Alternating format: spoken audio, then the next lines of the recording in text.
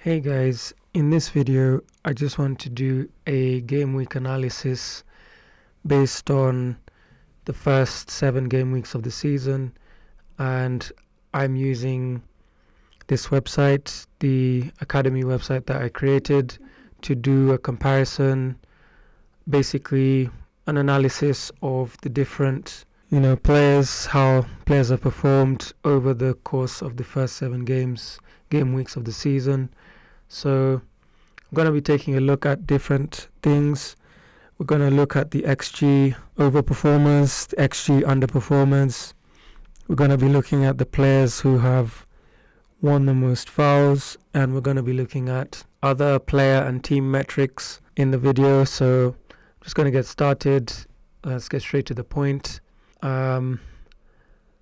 If you want to sign up to the academy to get access to this website, and want to play around with the data, you can do that just by following the link in the description. So check out the link in the description if you want to sign up, and you can get access to all this data, which can help you inform your own decision making for your FPL team. So let's get started. Let's look at the overachievers. Haaland has overperformed when it comes to XG. He scored more goals than his XG suggests, but that's not something to worry about with a player like Haaland. Good players tend to overperform their XG anyway, so it's not really something someone should be concerned about when it comes to Haaland. I'd be more concerned about someone like Bomo, who scored 6 goals from 2xg, 2.85. That it doesn't really look as sustainable. Bomo is a good player, but I wouldn't expect that level of performance to continue. The same goes for Delap. These are the overperformers, as well as Kovacic. Kovacic got 2 goals against Fulham the other day, so he's popped up on this table. When we go to the underperformers, you can see Bruno Fernandes tops the list. He's underperformed his XG by 1.86. Overachievers, again, he's underperformed, and he's underperformed by 1.46. The delta is 1.46, and he's scored 1 goal against Chelsea, and he could have. I've kind of lost count of the amount of times Eze has missed a golden chance to score. I personally had him in my team, I think, until after the United game where Palace drew. It was a 0-0 draw. And I took him out after I saw him miss a chance from almost, I think it was like 6 yards. He was literally right in front of the goal with only Onana to beat, and he put the ball wide of the target. And from then I just even though the stats are good, the stats are not going to give you points, so I decided to take him out, and I feel like other players should take him out if they're looking to score points.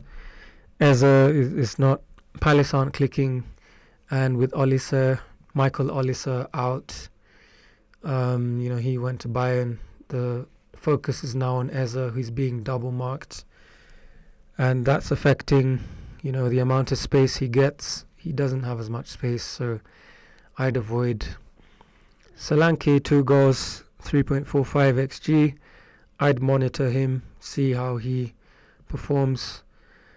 And Joshua Zirkzee, United generally struggle to score, so I wouldn't want to bring him in despite his underperformance. United are struggling to score goals this season. And bonus points, you can have a look at the bonus points. We won't look into that in detail. You can see who has the most bonus points over the season so far in the different categories. Palmer is the top there, and the forwards, Haaland is top. So you can have a look at this. And these metrics obviously update as the season progresses, so that's something you bear in mind. And fouls won. This is the list of players who've, won the most fouls over the season so far. Bruno Guimaraes and Gordon topping the list, Maddison there, and then you can filter by position. So Justin was won the most fouls for defenders, and there's midfielders and forwards. Yeah, that's how it looks like. And this is something I wanted to cover. Scoring output for forwards, and Haaland is top by a distance. He's got 10 goals, and he has the best output for forwards. One thing worth bearing in mind is that I think the developer forgot to include Matheus Cunha, so Cunha won't be included in these graphs, but we will look to get that fixed because he should feature. Jackson, Havertz and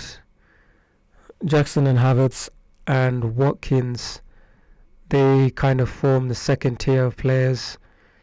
They've got 4 goals.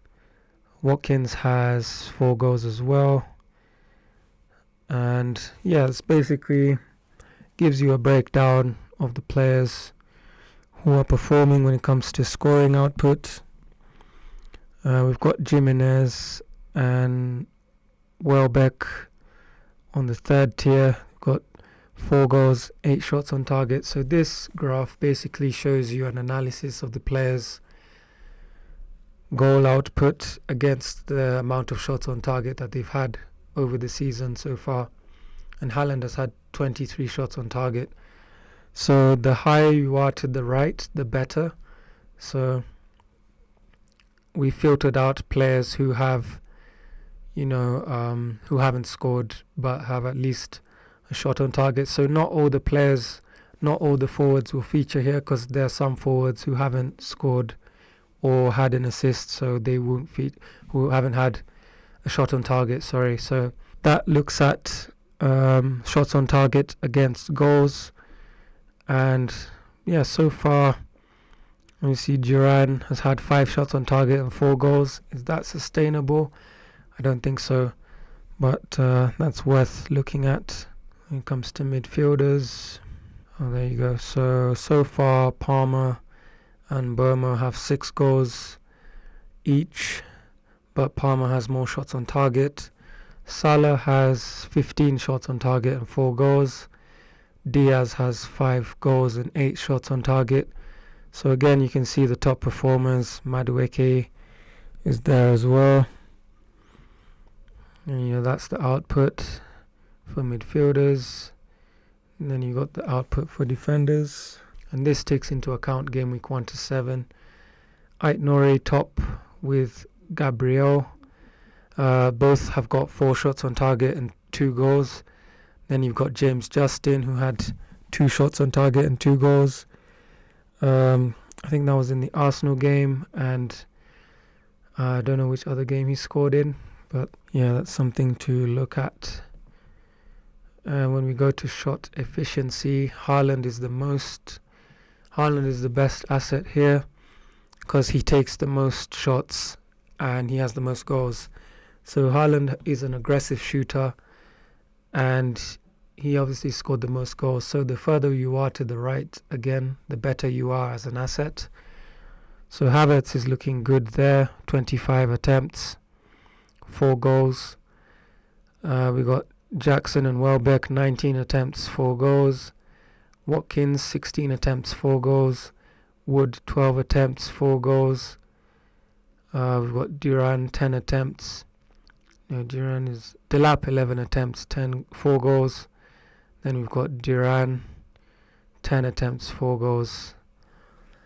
And then we've got other players. Jimenez, 15 attempts, which is quite good considering he hasn't had as many minutes as the other players. And then Wissa, 9 attempts, but Wissa is out with an injury, so it's worth bearing in mind. And then this is the same graph, but now for midfielders. And there you go. Palmer top with 24 attempts and 6 goals. And then we've got Burmo, 16 attempts, 6 goals. Semenyo has 31 attempts. He has the most attempts. So he's the most aggressive shooter out of all midfielders, but he has 3 goals. only, so that tells you his conversion isn't as good as the other players. Diaz 15 attempts, 5 goals. Salah 22 attempts, 4 goals. So again, his conversion isn't as good. It's not as good as Palmer's with 6 goals. So you can have a look at this and see which players, have, these attempts. That's something to look at. And defenders does take a bit of time. There you go. 11 attempts, Gabriel, 2 goals. 9 attempts, 2 goals, Ait Nouri. He's one to watch considering the Wolves fixtures ahead. They're looking promising. Justin, 6 attempts, 2 goals. Pedro Porro, again, he's looking decent, even though his conversion isn't as good. 12 attempts. Then we've got Romero and Vardio there. Then we've got some other players like Shaw and De Ligt, Pinnock and Collins as well, looking good. 4 attempts. And then we've got Keane and Konate and so on. Passing efficiency. Havertz looks more involved than the other players. And then we've got Welbeck and Di. Welbeck drops deeper. Di plays as a winger. So obviously he's going to be more efficient as a passer. Midfielders. Top of the list is Kovacic. He's got 484 passes total. And he's one of the most accurate passers. Gravenberch as well. Then we've got Tielemans and Flynn Downs. This is something you can look at. Again, the link to sign up to get access to this data is in the description, so you can check it out. And for defenders, Bednarek tops the charts. And then we've got a bunch of other players here like Akanji, Romero, Dunk, Diaz, Van Dijk, and Lewis Dunk as well. So you can have a look at that. And crossing efficiency, Di, he's a winger, so he's going to get more crosses in than other forwards. João Pedro and Cunha should be in here, but he's not. We will look to get that fixed. He should be in here, I'm sure. And there's a crossing efficiency for midfielders. Gordon is taking a lot of crosses compared to the other players. And McNeil as well. He's got 32 crosses, so McNeil attempts a lot of crosses. Then you got Maddison with 26, Mitomo 27, and Tavernier with 25. And these guys are not as efficient crosses as your Gordons and your McNeils. So, and then we have Porro for defenders, Robinson, lots of crosses. Mitchell, he plays as a wing back, so obviously he's going to get more crosses in. And then we got Lucadine and Christensen, which is surprising considering Leicester are mostly on the back foot in most games, but he's there.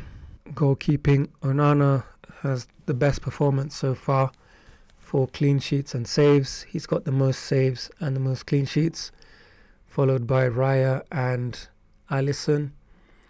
And Onana is surprising because United are 14th in the table at the time of publishing this video. So it's interesting to see that he's got 4 clean sheets. He might be worth bringing in considering he gets, a good amount of saves as well.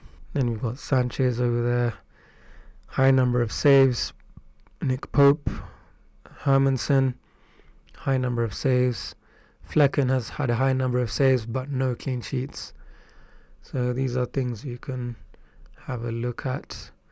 And then when we go to the teams, you can see the data for team possession, and Bournemouth have lost the ball the most times, although they've won the ball back the most times as well. So with this chart, with this scatter graph, you want teams who are further down at the bottom.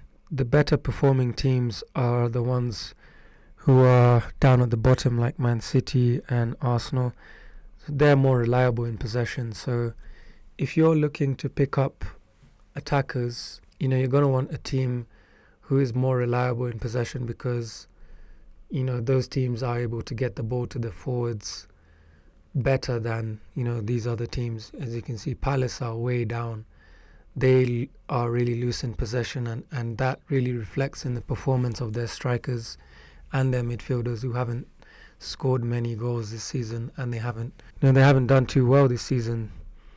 So it's something worth bearing in mind. Ipswich are decent. They're reliable in possession, along with Southampton and Villa, but I would avoid Southampton assets entirely. Terrible. I'd expect them to get relegated. So even though Southampton are reliable in possession, they're not a team I'd be looking to pick up assets from. Arsenal are good. Villa looking solid there. Then you've got a bunch of teams here. Fulham and Chelsea are fairly reliable. Wolves are fairly reliable, and I'll be looking to pick up Cunha in the future game weeks. I expect them to perform better as the season progresses. Newcastle are not doing too great, and I'd monitor their assets, along with West Ham as well. And Liverpool are not reliable in possession as well, they're not really reliable, which is interesting to see. So it's worth bearing in mind. Team defending, this basically highlights the teams who have blocks and clearances. Leicester have the most blocks and the most clearances, so their defense is coming under threat quite a lot. And by comparison, Aston Villa have the least blocks and clearances, as well as United. So the teams down here, their defenses are not really being threatened as much. Team shooting, again, teams up in the top right have more shots and more goals. They have a higher quality of shooting than these other teams who are on the bottom left. So Arsenal are doing well, Chelsea are doing fairly well, Spurs are doing fairly well, Liverpool fairly well. Even Brentford are doing well. So you're going to want to avoid forwards from teams like United, who don't have many attempts and they have few goals. Palace as well, Southampton, Ipswich and Everton. You're going to want to avoid Delap and Calvert-Lewin and Vardy, because they're not getting many shots. Wolves, they had a tough run of fixtures, which should pick up as the season progresses. And Newcastle, they're not doing well from an attacking perspective, so that is reflected in the performance. And even Aston Villa are fairly far down. They're more of passive shooters, so it's worth bearing in mind. Passing, City tops that, because they keep possession the most. They're the most accurate passers. Southampton are there. Spurs and Liverpool, they form the top four. Everton are the bottom team here, along with Forest. So if you're looking at forwards, again, you'd want to judge their ability to get the ball accurately to their forwards, and they're not doing too well. Team scoring, City have had a lot of attempts, along with Arsenal, Spurs and Chelsea, and Liverpool and Brighton. And you see Ipswich, Leicester are bottom for attempts and goals, and United are struggling for attempts and goals as well. So if you're down here, you're not doing well when it comes to scoring. And crossing, again, teams putting in more crosses, more accurate crosses. Leicester and Brentford have more accurate crosses, something you can have a look at. And then goalkeeping, and this is a very good indicator for a team's defensive solidity. And you can see Liverpool have the fewest shots faced and the fewest goals conceded, along with City and Spurs. So reliable defenses are going to be in this end of the graph, and your weaker defenses are going to be in this end of the graph. You can see Wolves have conceded the most goals, and they faced 100 shots. Southampton have faced 122. Brentford, you'd expect them to be solid defensively, but they're letting in a lot of shots this season, so their defense isn't as good as it used to be. Leicester are also facing a lot of shots. So you can have a look at these scatter graphs, sign up, and yeah, the link is in the description. Check them out, and hopefully you found this analysis useful for your own team selection. I hope it informs your decision making, and I'll see you in the next video.